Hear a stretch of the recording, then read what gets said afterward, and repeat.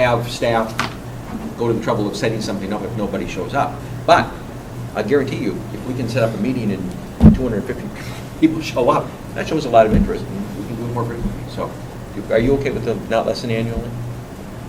Well, I'd rather have it as often as possible, so. Okay, well, my original motion was not less than annually, so we'll leave that part, but we've changed the staff is going to do it, and we're still going to do the electronic stuff. And then, if there needs to be a subsequent motion or amendment, then that can happen. Everybody got that? Discussion? Especially the scribe. Discussion. What is the intent, how are we going to ask for public input electronically? Got any thoughts on that? I guess my thoughts on that would be, perhaps, of course, it would be useful to put together a listing of, say, projects that have been implemented, so we know maybe what we can take off of the plan, and provide the opportunity to discuss any additional needs and possible ITS opportunities that might address those needs. Okay, because I think, you know, if we asked the general public to show up at 10 o'clock on a Friday morning for a meeting, no one's going to come. This is an electronic age. They would rather, on their own time and their own nickel, look at a project, research it online, and be able to comment online for that, rather than showing up at a specific time. I think those days are gone, and that's why I support, we're not having another committee to meet at a certain time to do anything. I think we need to take full advantage of the electronic media that we have, whether it's the social media side or whether we directly do it through the website. But it would be great to have public comment on whatever specific project there is.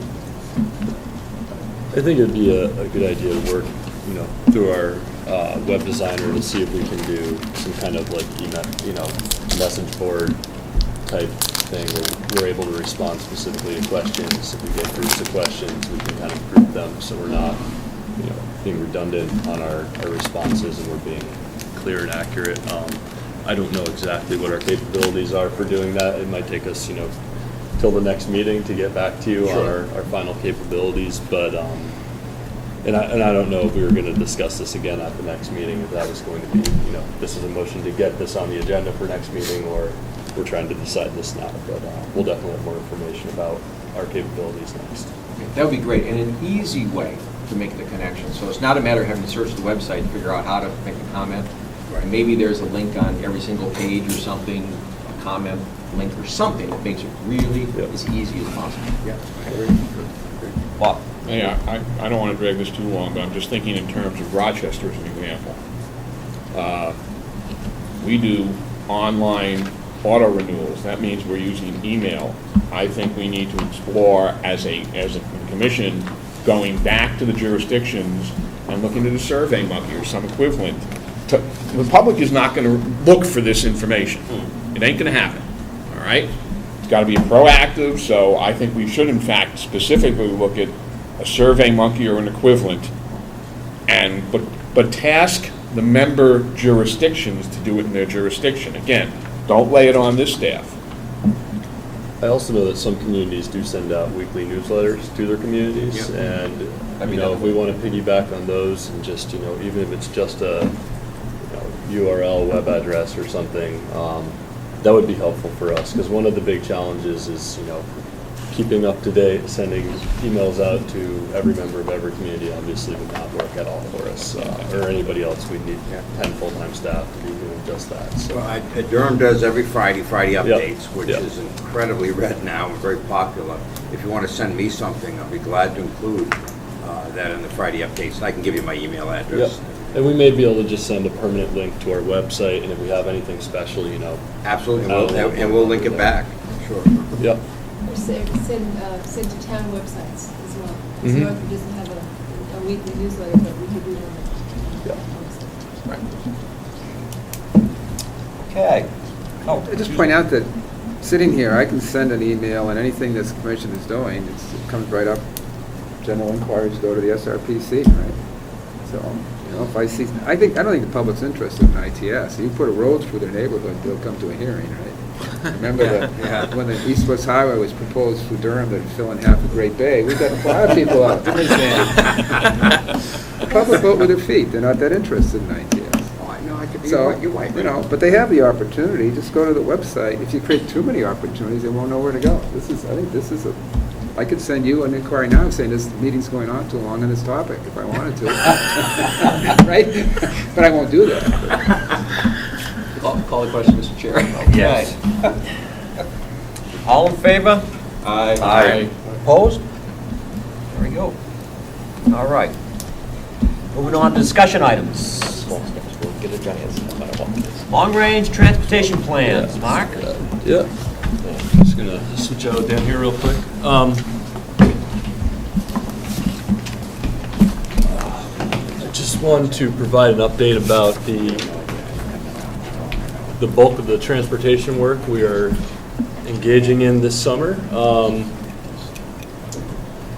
The first big project, we've discussed this through interagency consultation, which is with New Hampshire Department of Environmental Services, New Hampshire DOT, Federal Highways, Federal Transit, EPA, a whole host of groups. But we've made the decision between the other metropolitan planning organizations in the state that we are going to update the horizon year of our long-range plan. This has a few implications for our other project we're working on, which is the TIP update also, so I'll get into that in a minute. So the idea of the long-range transportation plan, or the metropolitan transportation plan, is really to set our region's approach for transportation planning for the long range. So really, I guess high-level things, we're not putting any policies in stone, but we're really trying to set where we would like to be and then set up a number of goals and objectives to be able to achieve that over time. It needs to cover at least a 20-year horizon. We're going to be moving it out to 2040, so we're going to be up to 27 years, I think.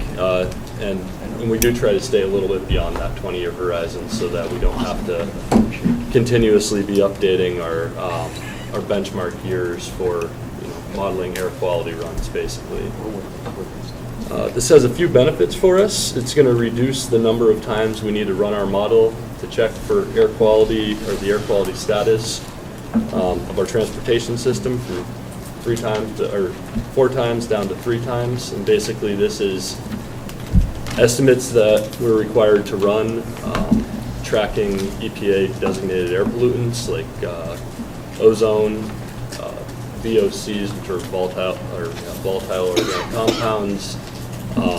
Certain areas in the state have to monitor carbon monoxide and particulate matter under a certain size. And so in this region, we're really just looking at the VOCs, the volatile organic compounds, and the ozone.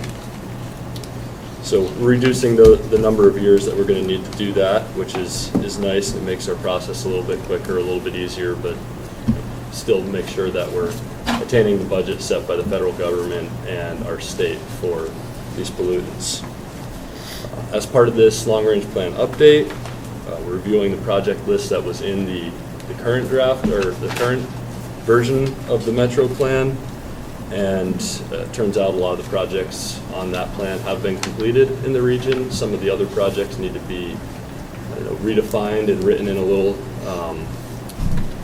in a way that's more clear. I think some of them could use some better descriptions. And we also have a bunch of new projects from our project solicitation process with communities and agencies that happened in the spring of 2011. We also use the Red List Bridge Report provided by New Hampshire DOT to pull out all the red list bridges and include them. We met with the district, District 6, which is in charge of roadway maintenance and state and federal highways in most of this region. And we have a few regional projects that, talking to a number of communities, we see these regional needs that could benefit the entire region, but aren't maybe specific to one community. From what it looks like now, most of the projects will be able to fit into this plan. A lot of the projects we received were really right in line with the DOT projects, or priorities, for red list bridges and also for intersection and safety improvements around the state. So most of these projects we received from communities were right in line with that. Turns out that they are a lot less expensive than giant capacity expansion projects like 93, and so it is feasible to put most of these into our long-range plan and expect that they will be funded, that we will have adequate transportation funding to keep those in there. We'll be getting back to communities with lists of these projects next week. I promise it's going to be done. We have the list done, it just needs to be cleaned up a little bit, and that's just to confirm that these projects represent what we heard from communities. And, you know, any other projects that a community may have, if it requires any kind of air quality processing, we're going to need to put those in as a vision project, but we can include those in a later update of the long-range transportation plan, which can happen at any point. And so that's the basic gist of the long-range transportation plan. We will be able to show you the project list at the August policy meeting, and we will be getting lists out to towns before that. Thank you, Mark. Any questions for Mark? The Sullivan Bridge project falls right between Rockingham and Stratford County. Yep. Do we get one end of the project and the Rockingham planning get the other end, or how does that work? We've been discussing that with DOT quite a bit, and Federal Highways, to make sure we're doing that properly. And so basically in these plans, you need to have any project that's going to receive federal aid, or could receive federal aid, and any project that is regionally significant, which obviously all the Little Bay Bridge projects are regionally significant. So they need to be in there even though they aren't primarily funded with federal aid. So those are turnpike funded, and what we have agreed to do at this point is just basically split those projects right down the middle between us and Rockingham. So in our, we're doing our financial constraint to show that we have funding, adequate funding to complete these projects. Rockingham is going to take half the cost and the sections of the project, the phases that are exclusively Rockingham's side, and likewise we'll do the same with the Stratford project. So I guess what that means is, the Newington side of the project, where they're going to be reworking all of the interchanges on the Newington side, expanding that to 3 lanes in each direction. Those are going to be entirely Rockingham. They're going to take report the full brunt of that phase of the project, whereas we'll do the entire Dover phase of the project. Would you send an email to Rockingham that their side of the project is backing up every night, and our side of the project is free? We'll let them know. We'll Maybe they definitely. I shudder. That's the only way you can get out of New Hampshire. I commute down there every day, and it's all clogged. It's tough, and I know Route 4 has some of those same backups in the morning And I can when tell you're you trying where to the get on. traffic is going. It's going over by, everyone's getting the shortcut down now. So now there's a backup by the swimming pool company. What's it called, the back road there? Oh, yeah. Yes. Yeah, you can't get me out. So With I a few think bottlenecks, that's really, split jurisdiction is really going to be hard, I think. That should be one whole project. What they do on the Newington side affects It the other does, side, absolutely. vice versa. Absolutely. But as far as where the expenditures are taking place, that's basically how we're. And they still don't know what to do with the old bridge, right? They don't know whether they're going to take it down, keep it up, blow it up. I think the plan at this point is still to rehab that bridge, not take it down. It was considered a historic The guy structure. reported here, he didn't know. Yeah. Oh, was that? Yeah, when they did it was here this So week, I think. just to I asked him a clarify, question, and he said he didn't know what they were going to do with it. I think he said that they didn't know how the funding for that project was going to come about, but But they Brookfield's have gonna kill they have the funding agreed to anyway. rehab it and make it accessible for pedestrian and bicycle use. Thank you. Bob? I was just. Okay. You really Charlie. need to learn how to drive down 125. Cynthia. in April. 125. You can't get out of, Who would've you thought can't get out of the 125 state. would be- yeah. How do you get around the Lee traffic circle? It's a 5-mile back up there. We're working on that one too. Mark, you said something about the project's fit, and I just would ask if you could sort of expand on, there's 2 ways they fit. There's the air conformity, and then there's the fiscal constraint. And then we have the other factor, is it federally funded, receiving any federally funds, or is it privately or turnpike funded, and that breaks things down further into what fits into the plan? Yeah, so we have theoretical allocations provided by New Hampshire DOT about what our theoretical future portion of federal aid funding is, and that we compare our estimates for the project cost and to do estimate a project cost. You compare it to something that's similar. You apply inflation to the project cost to account for the years that you have between now, like $2012 and the $2027 or whatever it is, and we need to make sure that theoretically we have enough money, even though we don't have a surface transportation authorization that goes out beyond 2014. We make certain planning assumptions to address that. So when you say the projects in the long-range plan fit, it's because your other point is that we don't have major expansion projects. These are smaller projects in the 1 to 3 to 4 million size or under $1 million. Yeah, primarily. And so it looks like at this point that most of those projects we will have theoretical money to pay for those once we get to that point. And whereas in the past we had way too many projects, we had gone way over budget with theoretically what we should have was way less than what we had listed in there for projects. We're really trying to stay away from that at this point. I think we're doing a better job with that also. Any other questions? Thank you, Mark. Yep. Moving on to Transportation Improvement Program with Mark and Dan. All right, I just wanted to give an update about the TIP process, or Transportation Improvement Program. Every other year, we go back into the part of the cycle outlined by Federal Highways to monitor our transportation plans, to make sure that our transportation plans leave us in a position where we are not adding pollutants to the air pollutants to the environment that are tracked by EPA that go beyond the threshold set by EPA and the threshold set in New Hampshire.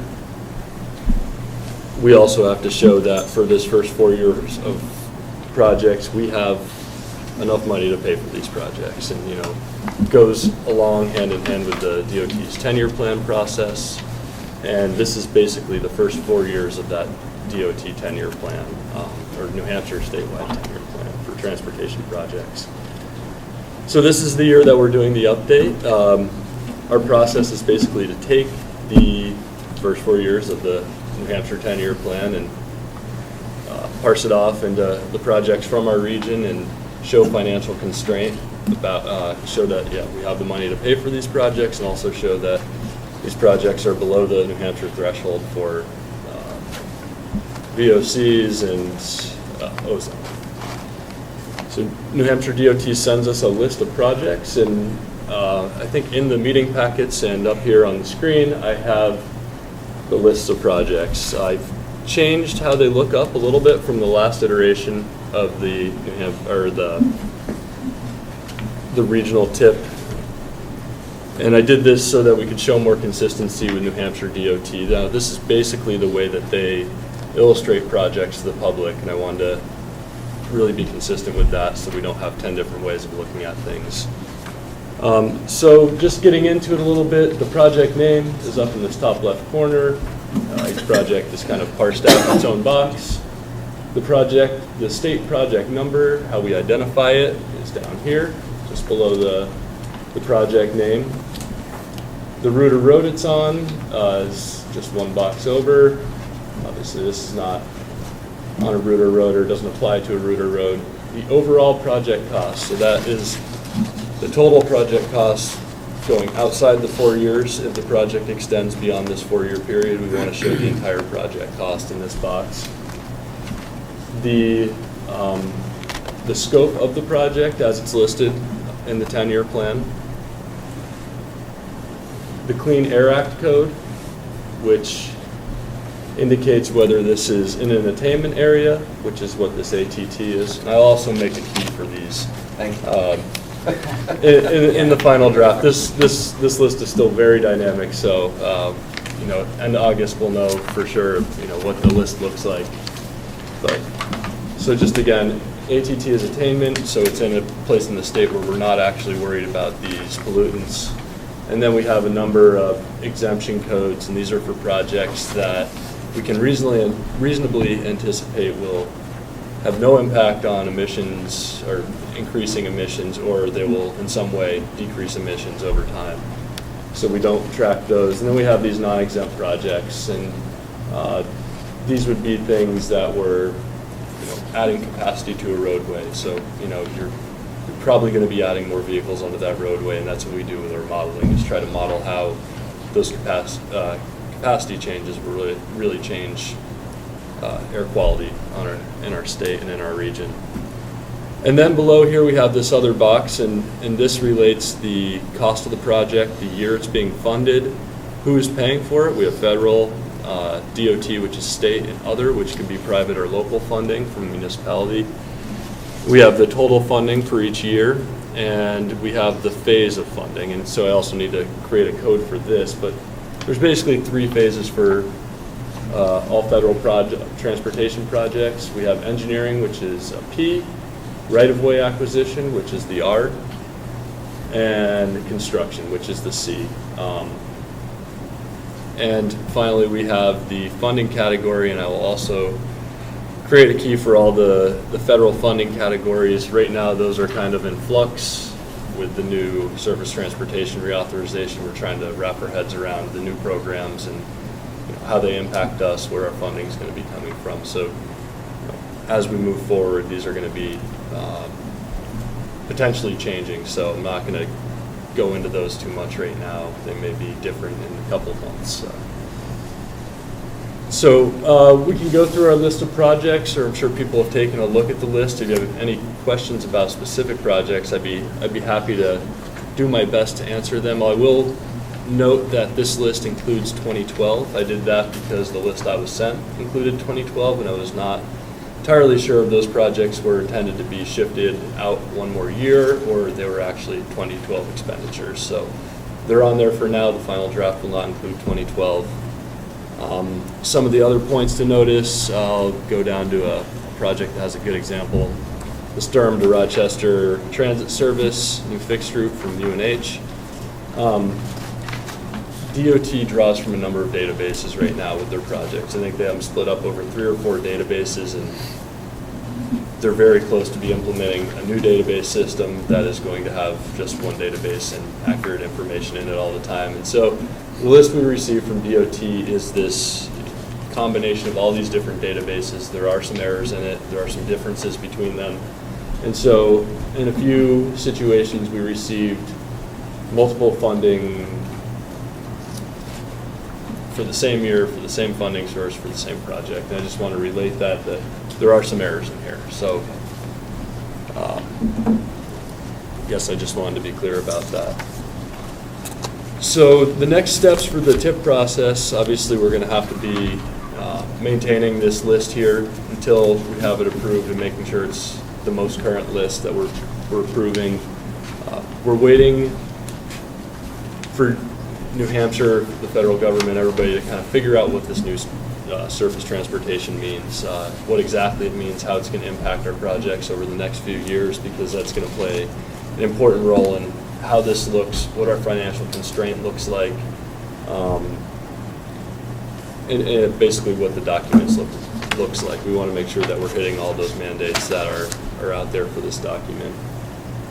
There are a couple of other issues that we're waiting for before we can perform any financial constraint. There are some assumptions in New Hampshire that we need some clarification about. One of the assumptions is state funding. Currently, for transportation, there's a very small amount of state funding. I think 3 cents from the gas tax is dedicated to transportation. We don't have any other mechanism at this point. So basically that means we've been matching our federal dollars so that we can receive those federal dollars with credits, toll credits that we generate from our toll roads, using that money on other federal roads. We're going to be running out of toll credits at some point. It's not a sustainable way to go about this. We don't know what our assumptions need to be for New Hampshire going forward past this, 2014, we don't know how we're going to match those dollars. So we need some guidance about what these assumptions are. And so that's just one example. Another example is the toll increases over time. We know we need toll increases to pay for some of the projects that are happening even in our region. We need some assumptions to base our financial calculations off of. If we don't have any assumptions for when we anticipate these happening, it's very difficult for us to show and prove to the federal government that we have enough money to reasonably expect to pay for these projects. As a final note, I guess the goal with this is to have public comment out sometime in August, probably later August, and we will hopefully be approving this in September if everything goes to plan, if we've kind of ironed out all the details. So yeah, expect to hear about it next month, definitely, and in September, hopefully we can finish this up and get everything approved.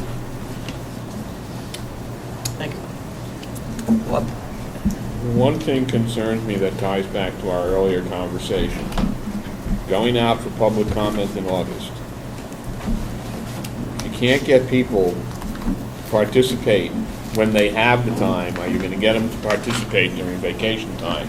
I would ask for a 30-day push to the right. It just doesn't make sense to me to tell me I'm putting things out for public comment in the middle of the summer.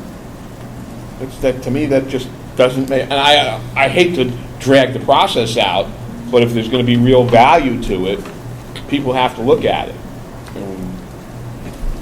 These sorts of issues, anything related to politics and the public sector, do not get attention in the summertime.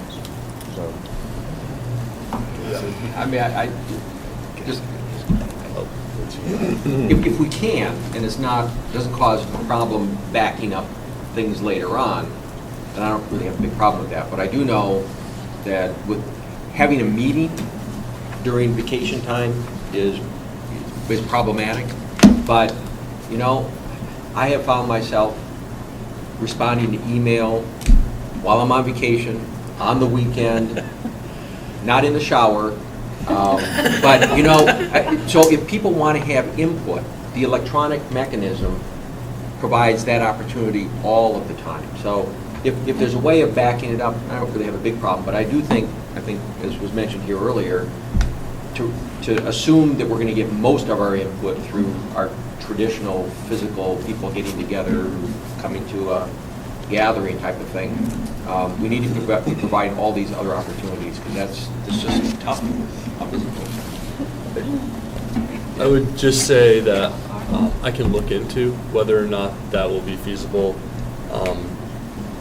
One of the challenges with this is, so the 4MPO, Metropolitan Planning Organization, Transportation Improvement Programs, we each have our own.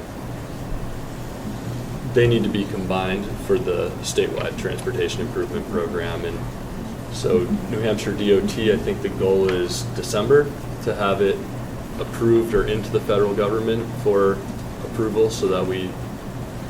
Yeah, I'm not sure the time frames, but there could be some impacts on that. I think that's something we Yeah. gotta look into. I think that's, yeah. It's possible, I agree. Yeah.